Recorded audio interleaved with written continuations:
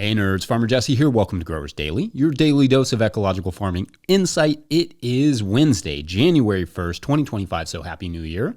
And today we're going to talk about ramping up for the new season, making New Year's resolutions, and arguably the most important kind of health, and farming in this economy. Yeah, that too. So let's do it.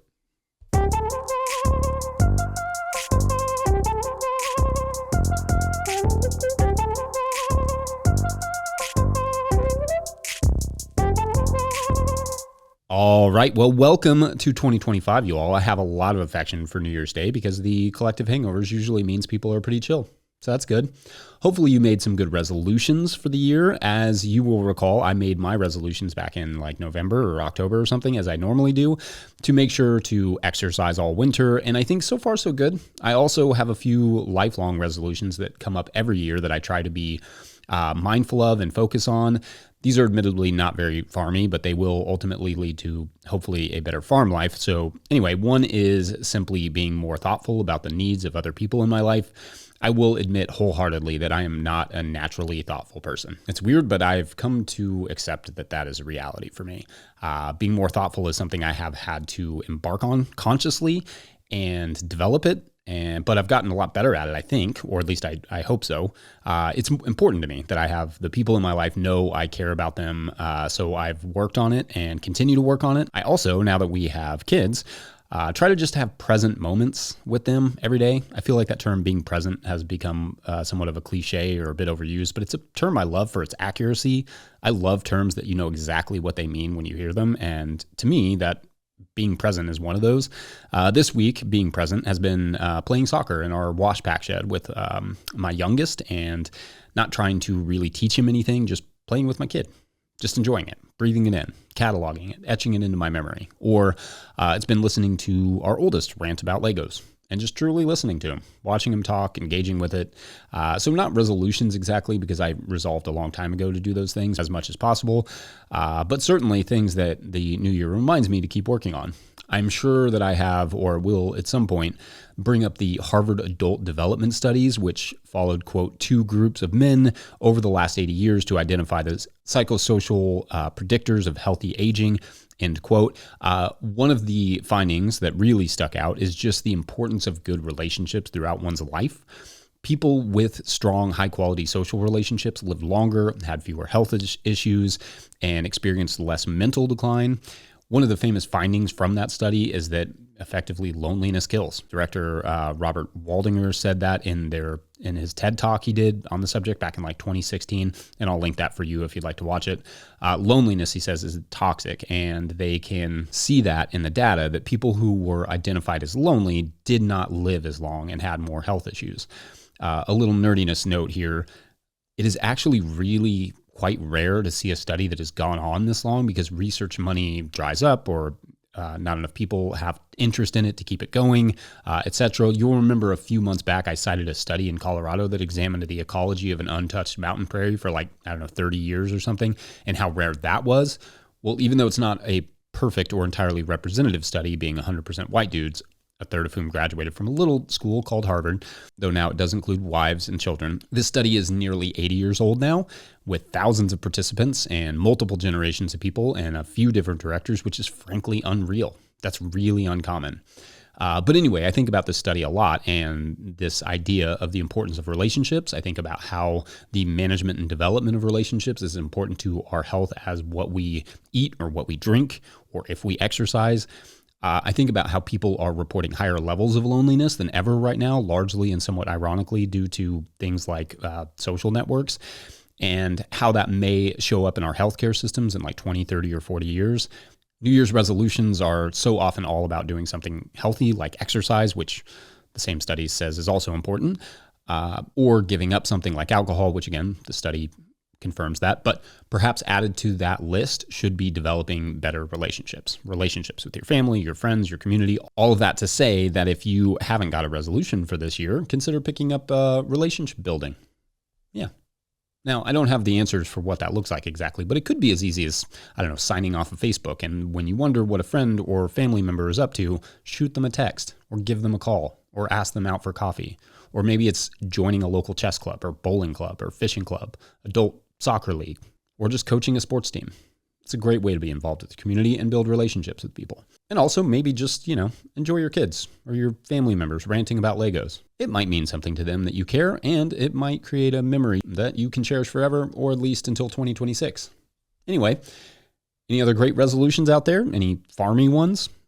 Otherwise, when we come back, we'll get a question from a Patreon member. BRB.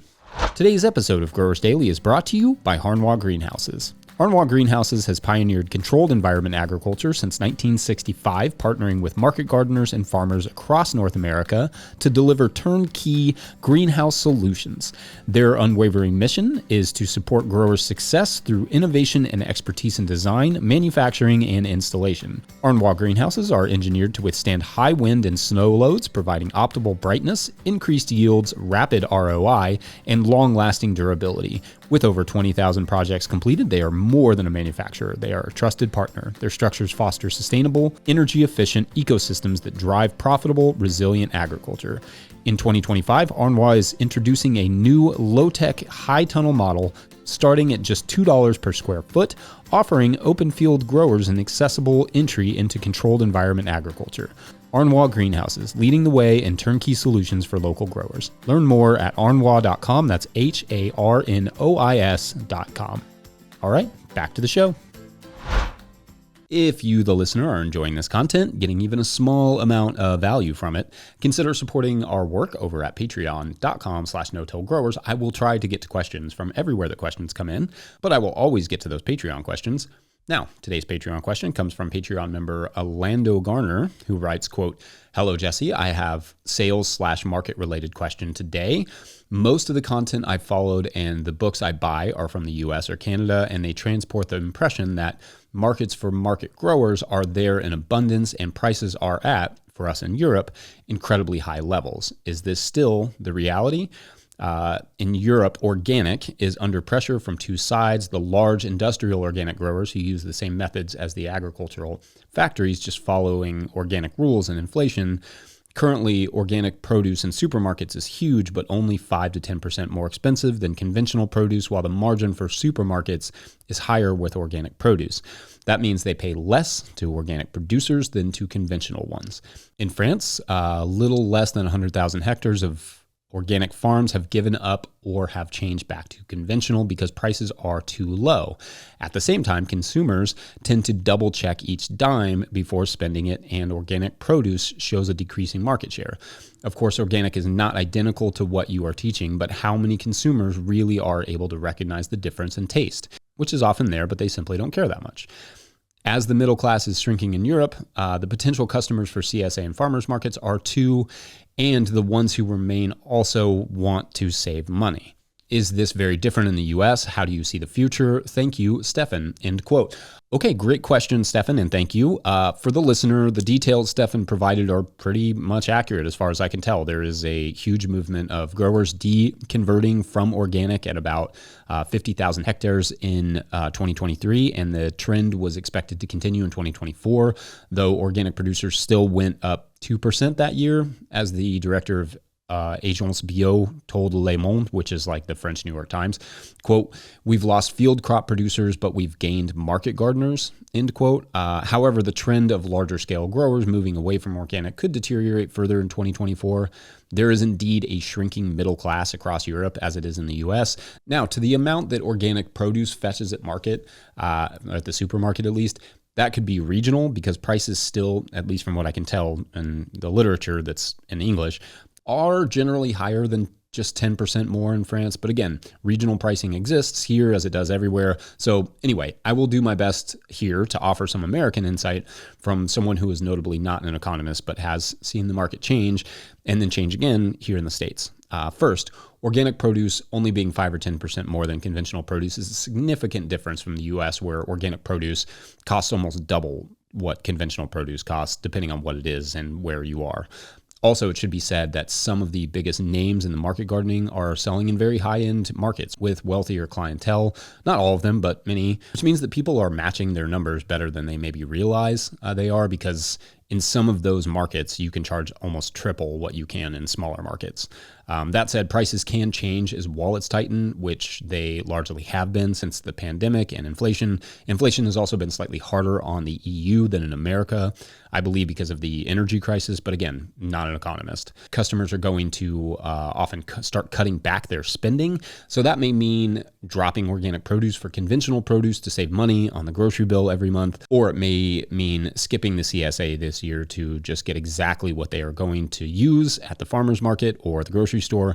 What that means for us as small scale growers, well, it's complicated because that doesn't mean we can make less money for what we produce because it still costs the same to produce it. So in a case where customers are tightening their food budgets, we have to do one or all of the following. We have to find the niches we can fulfill that conventional can't really. We have to diversify our businesses either by teaming up with other farms or potentially starting cooperatives or whatever, or offering land on our farm to other growers who could supply something to our market table that we can't. We have to develop relationships and also add value to our produce that conventional growers can't. I mean, emphasis on relationships there, kind of a theme today. And we can make buying from us easier through online stores and home delivery where possible, and etc. And we have to make our systems as efficient as possible. That's also important. Small business ownership is always going to be complicated by the fluctuations in the market. It's just the frustrating nature of it. The other day, when we were on our drive to the beach, we stopped at one of those shopping centers full of retail stores and restaurants to get a bite to eat and stretch our legs. My oldest and I took a walk and went into a store where they were selling sports gear. You know this type of store if you're a millennial or older. And he was just absolutely in awe of walls of soccer balls and gear. And I was like, yeah, there used to be stores like this in every single town. There used to be CD shops, video stores, and Radio Shacks. People banked their savings on those businesses, and then poof, almost overnight, the market shifted and those places went out of business or went online. What keeps any business thriving is their ability to adapt and satisfy demands to add something to the customer that others cannot. And small businesses are most susceptible because we are often catering to the market and not creating it like really large businesses are. Maybe organic isn't as popular or as desired as much as it used to be in the French market, but what do you think is desired?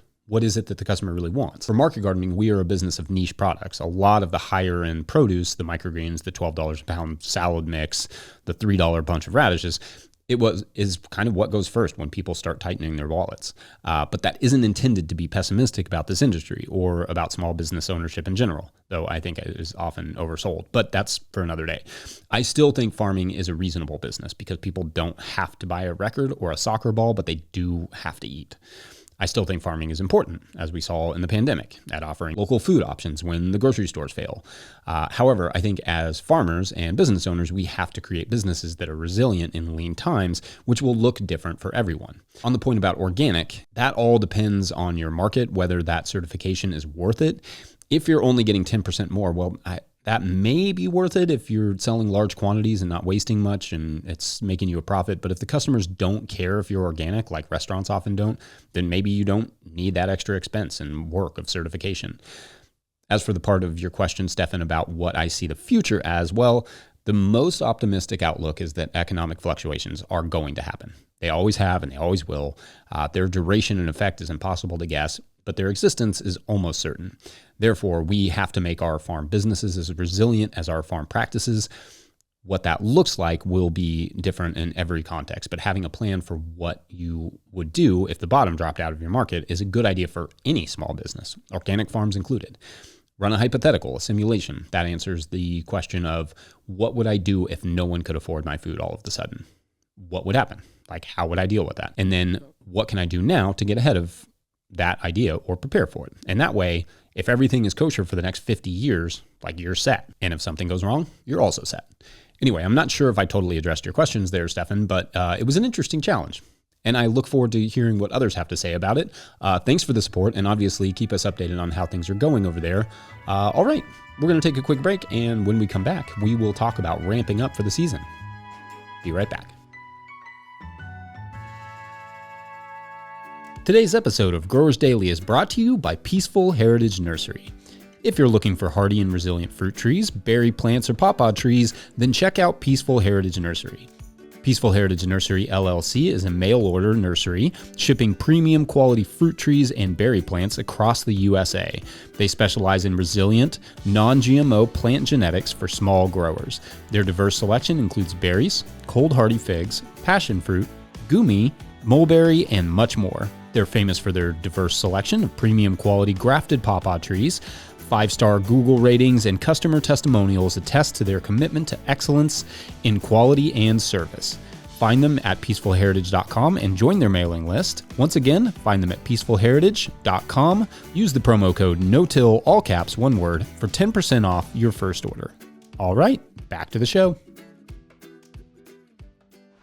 So this has been a fun week on the farm. This week after Christmas, it's basically always the first week of the growing season for me as I get seeds ordered, get the garden plan finalized, and then get the greenhouse ready for onions. The seeds should start rolling in the next few weeks, and onions are always my first starts. That's why I said onions and shallots, that is. This year I'm growing red onions, white onions, candy, and shallots, and all of them really need as long as a season as you can get. But I'm not going to talk about onion production here today. I did that whole video about that onion production. I think that was last year, maybe the year before. At this point, it all just kind of blends together. Anyway, I'll link that for you in the show notes. That will be the first thing I start in 2025, the onions, followed by sowing our first round of carrots in the tunnel next week as well. Napoli or Mokum are my go-to early carrot varieties for the flavor and the speed of them. Coming out of the winter, the January sown tunnel carrots and the March sown field carrots are the sweetest carrots I can get until the fall. So one thing I'd like to try this year that I've never really done in the past is grow more of them in the spring as a sort of storage crop to sell through July and August to our retail outlets, just because I like that sweetness. Anyway, I love this time of year, the ramp-up season. But in years past, a big lesson I've learned is that you cannot slouch in the build up to the growing season. There's no messing about. I've discovered, often the hard way, that the harder I work now, the less stressful the season will be later. The more I take my time to organize and clean and prepare, the less stuff I will be stepping over in March and losing to the grass in April than discovering with my mower in May. And the windows are small to really get a lot of work done in the winter. Sunlight, albeit slowly returning, is basically non-existent compared to the summer. So the days are short, the temperature fluctuations make some weeks productive and other weeks impossible to do anything outdoors.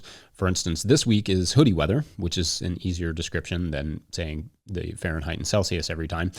And next week will be, below freezing, basically every day.